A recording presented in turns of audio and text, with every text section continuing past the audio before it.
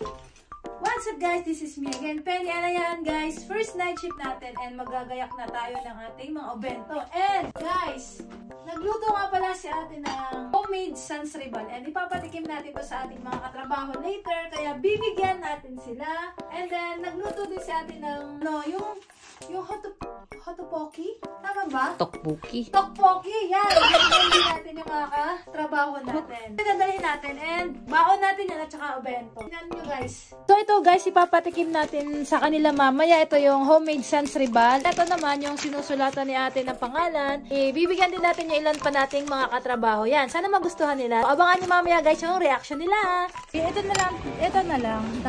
Hihimik ka lang. Mimik ka. Tikman mo na. Ay, titikman na? Oo. Sige. Unang sundo ko lang, sarap na agad. Ikaw. Yum, yum, yum, yum, yum, yum.